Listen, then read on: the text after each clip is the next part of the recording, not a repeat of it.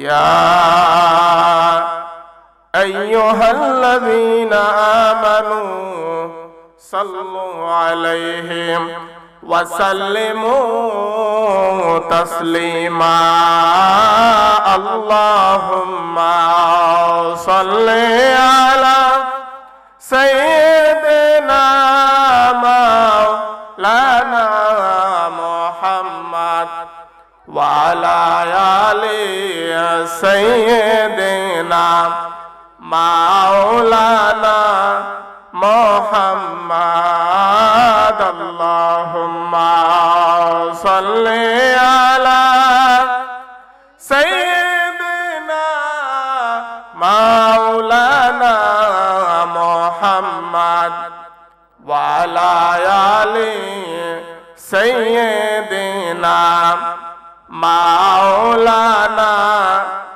محمد حسين শহীদ জহর প্রাণে হুসাইন শহীদ কারবালায়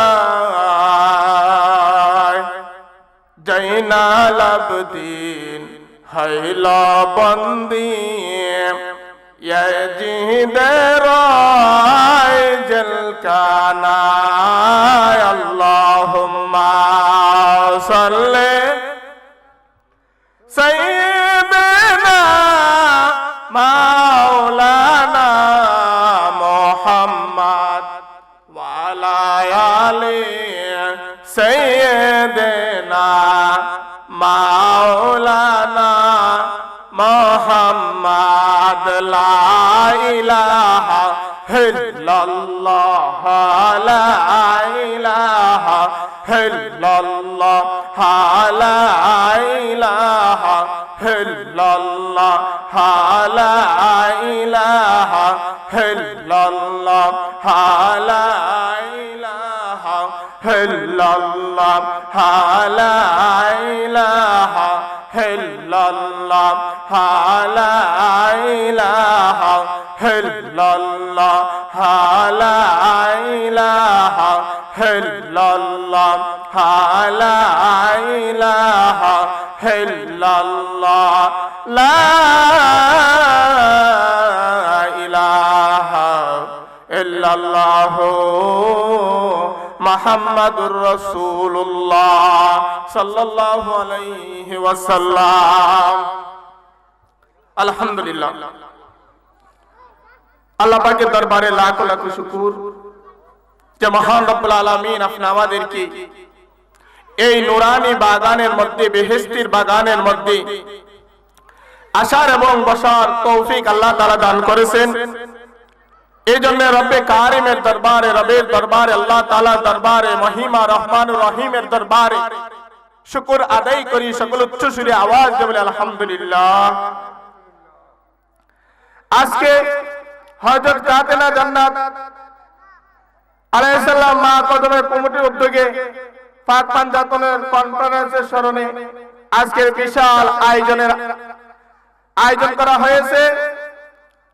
উক্ত আয়োজনের আজকের মাহফিলের সভাপতি পীরজাদা সৈয়দ আশিকে এলাহি নুরুল হুদা সাহেব, সহসভাপতি হিসেবে উপস্থিত থাকবেন জনাব মোহাম্মদ নূর মিয়া সাহেব, প্রধান অতিথি হিসেবে উপস্থিত থাকবেন শায়েখ মুস্তাক আহমেদ মুজাহিদি পাঞ্জাতনী সাহেব,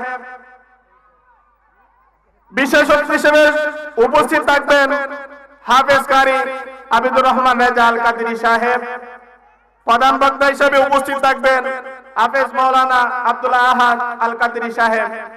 আমার পূর্বে আমার অত্যন্ত মহব্বতের মানুষ, ভালোবাসা মমতা নবাব গাউসিয়া জামে মসজিদের ইমাম হাফেজ মাওলানা কারি মোহাম্মদ হাবিজুর রহমান শ্রীমঙ্গলী সাহেব খুব সুন্দর আলোচনা করছেন। উপস্থিত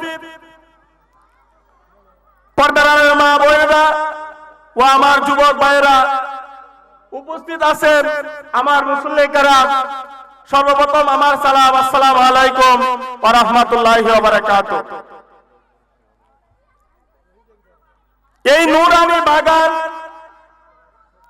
সাজাইতে গিয়ে যারা এই সহযোগিতা করেছেন, প্যান্ডেল সাজাইতে গিয়ে, পোস্টার করতে গিয়ে, এই মাঠ যা কিছু আয়োজন করা হয়েছে, এই করতে গিয়ে যত অর্থ টাকা ব্যয় করা হয়েছে, কাল হাসরের ময়দানে একটা নাজাতের উসিলা হয়ে দাঁড়াইবে। সুবহানাল্লাহ।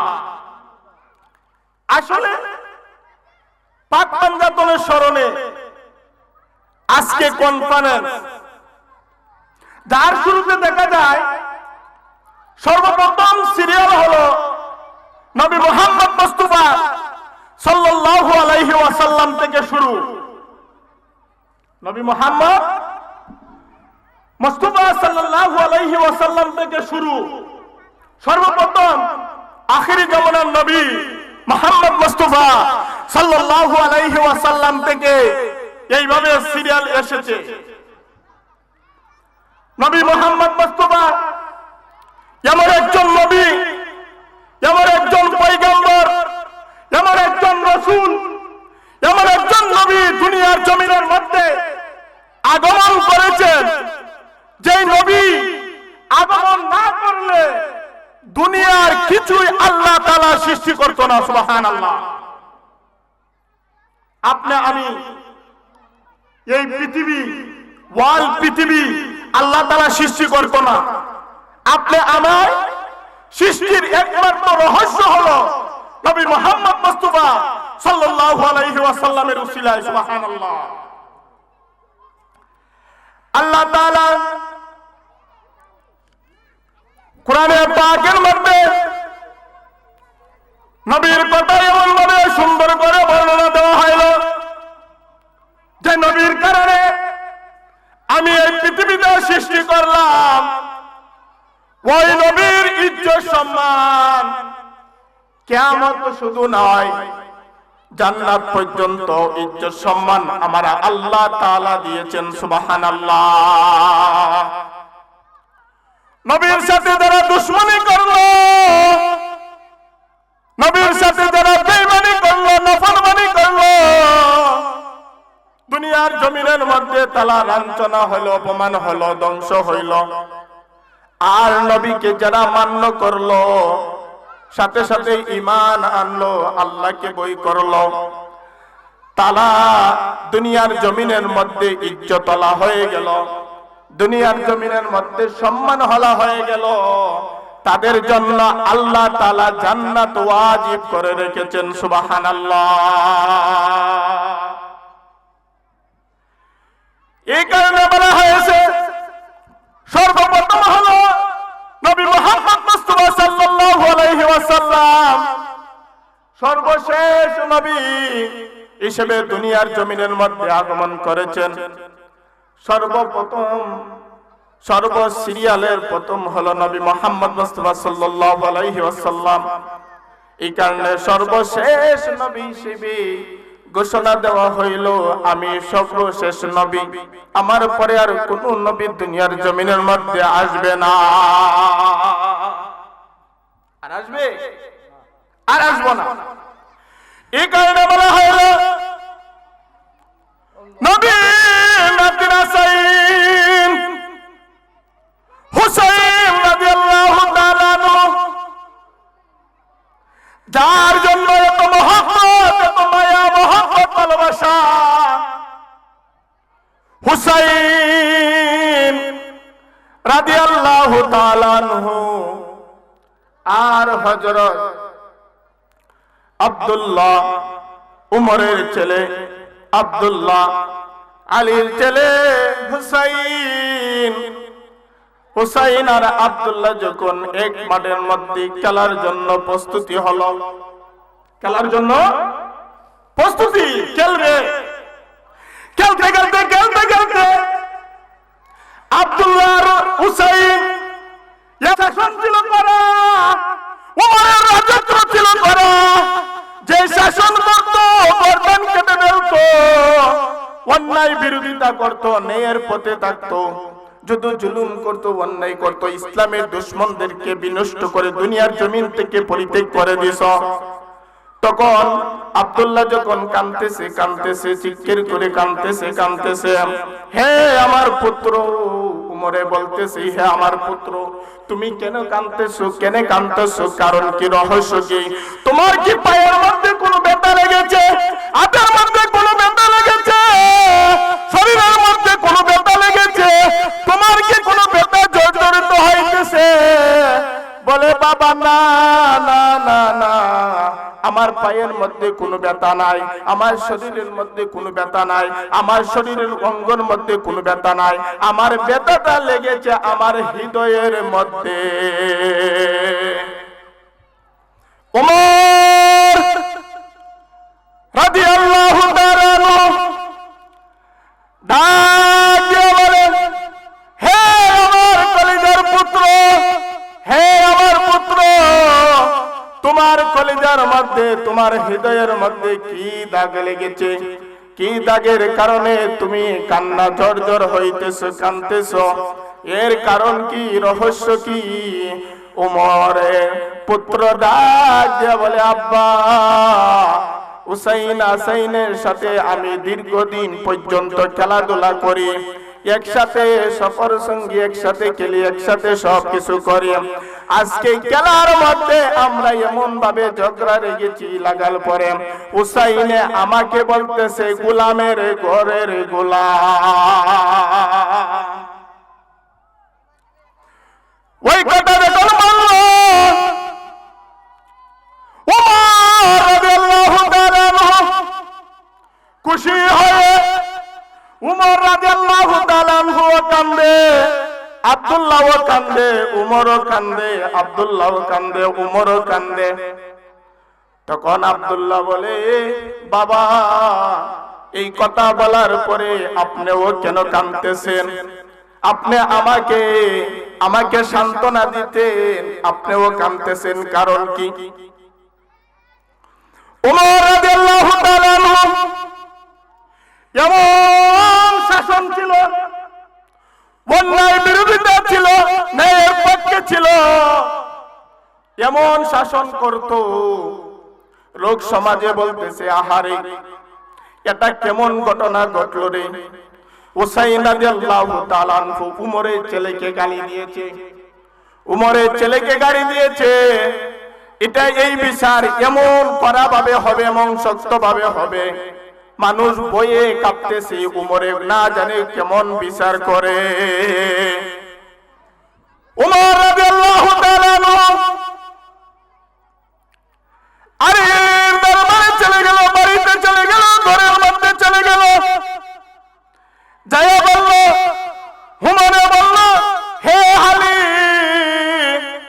তোমার ছেলে আর আমার ছেলে মাঠের মধ্যে ঝগড়া লেগলে মারামারি করেছে। মারামারি করার পরে তোমার ছেলে আমার ছেলেকে বিলে গালি মারেছে।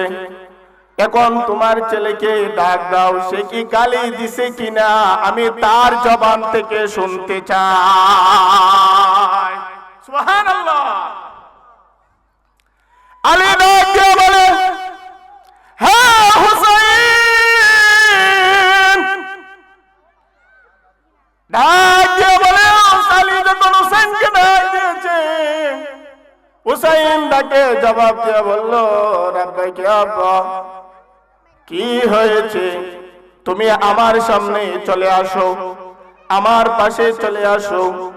ক বাবা উপস্থিত। কি হয়েছে? এর রহস্য কি? তুমি কি ওই আব্দুল্লাহর সাথে কি তুমি ঝগড়া করেছ? হ্যাঁ বাবা, আমি ঝগড়া করেছি, আমি ঝগড়া করেছি আব্দুল্লাহর সাথে। আমি যখন রাগান্বিত হয়ে গেছি, তখন আমি আব্দুল্লাহকে ঠিকই গালি দিয়েছি। আল্লাহু আকবার। আমার জবান দিয়ে মিথ্যা কথা বলবো না। হুসাইন বলতেছে, বাবা, এই জবান দিয়ে আমি মিথ্যা কথা বলবো না। আব্দুল্লাহকে আমি গালি দিয়েছি, গোলামের ঘরে গোলাম, এই গালি আমি দিয়েছি। তখন ওমর রাদিয়াল্লাহু তাআলা আনহু শুনতে পারলো। হাসাইন রাদিয়াল্লাহু হুসাইন রাদিয়াল্লাহু তাআলা আনহু যখন জবান দিয়ে বলছে, আব্দুল্লাহও শুনতে পারলো, আলীও শুনতে পারলো।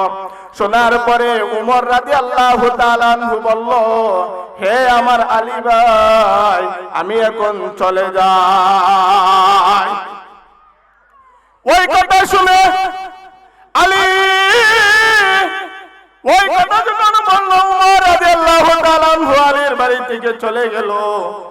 পরের দিন হলো জুমার দিন। জুমার দিন পরের দিন উমর রাদিয়াল্লাহু তাআলা আনহু বলেছেন, লক্ষ লক্ষ সাহাবী উপস্থিত থাকবেন মসজিদের নববীর মধ্যে। কোথায়? মসজিদের নববীর মধ্যে লক্ষ লক্ষ সাহাবী উপস্থিত থাকবে। ওইখানে বিচার হবে। উমরে ওই ঘোষণা দেওয়া হয়েছে, রাষ্ট্রের মধ্যে ঘোষণা দেওয়া হয়েছে। সাহাবায়ে কেরাম জিজ্ঞাসা করে, আহারে এটা কেমন বিচার হবে? উমর, যে উমরের নাম শুনলে শয়তান পর্যন্ত পলায়ন হয়ে যায়। যে শয়তান 24 ঘন্টা আপনি আমাকে ধোঁকা দিতে থাকে, ওই শয়তান পলায়ন হয়ে যায় উমরের নাম শুনলে। আর এই হুসাইন এইভাবে উমরের ছেলেকে গালি দিয়েছে, এটা মসজিদের নববীর মধ্যে জুমার দিনের মধ্যে বিচার হবে। আল্লাহু আকবার। মসজিদের নববীর মধ্যে সবাই জুমার বয়ানের সময় উপস্থিত হলো। মসজিদের নববীর মধ্যে উপস্থিত হলো হাসাইন, ইসলামের জন্য, কোরআনের জন্য, হক প্রতিষ্ঠা করার জন্য, কলিমা জিন্দা রাখার জন্য নিজের জীবনটা বিলিয়ে দিয়েছে। মেরে ফেলেছে, কি হয়েছে? তাদের রহস্য ছিল হুসাইন হাসাইনকে যদি মেরে ফেলতে পারে, তাহলে তাদের দুনিয়ার যে নাম আছে, এই নামটা মুছে ফেলবো, আমাদের নাম উত্তোলন হয়ে যাবে। নাউজুবিল্লাহ। তাদের রহস্য হলো যদি মেরে ফেলতে পারি আমাদের নাম প্রচার হবে। আমরা রাজত্ব পেয়েছি, চেয়ার পেয়েছি, এই চেয়ারে বসে আমরা রাজত্ব করব। হুসাইন বলতেছে, আমার চেয়ারের দরকার নাই, আমার রাজত্ব দরকার নাই, আমার মানুষের দরকার নাই, কিছু দরকার নাই। আমি যদি কোরআনের জন্য মরতে পারি, ইসলামের জন্য মরতে পারি, আমি যদি হক প্রতিষ্ঠা করার জন্য যদি মরতে পারি, তাহলে এমনি মানুষ কিয়ামত পর্যন্ত আমাকে স্মরণ করবে। স্মরণ করিনি? আরে স্মরণ করি না, কাগজ লেখিয়া প্রমাণ করে দে হুসাইন হাসাইন কিয়ামত পর্যন্ত হুসাইন হাসাইনের নাম লিপিবদ্ধ থাকবে। শুধু কিয়ামত না, জান্নাত পর্যন্ত হুসাইন হাসাইনের নাম লিপিবদ্ধ থাকবে। সুবহানাল্লাহ। ঘটনা কত বলবো, আজানের সময় হয়ে গেছে। আল্লাহ তাআলা যেন হুসাইনের সৈনিক হইতে পারি। হুসাইনের সৈনিকের সাথে সাথে হুসাইন মতো নামাজ পড়েছে, ঠিক না? নামাজ পড়েছে, আমরা নামাজ পড়তাম। হুসাইন নামাজ পরিত্যাগ করে না, আলী নামাজ পরিত্যাগ করে না, ফাতেমা নামাজ পরিত্যাগ করে না। আল্লাহ রাসূল সাল্লাল্লাহু আলাইহি ওয়াসাল্লাম কষ্ট করে নামাজ পড়েছেন, পাকে পাঞ্জাতন নামাজ পরিত্যাগ করে না। আমরা নামাজ পড়তাম হুসাইনের সৈনিক হয়ে, কিয়ামত পর্যন্ত যত জীবন বেঁচে থাকে হুসাইনের সৈনিক হয়ে মরতাম। চাই সুবহানাল্লাহ।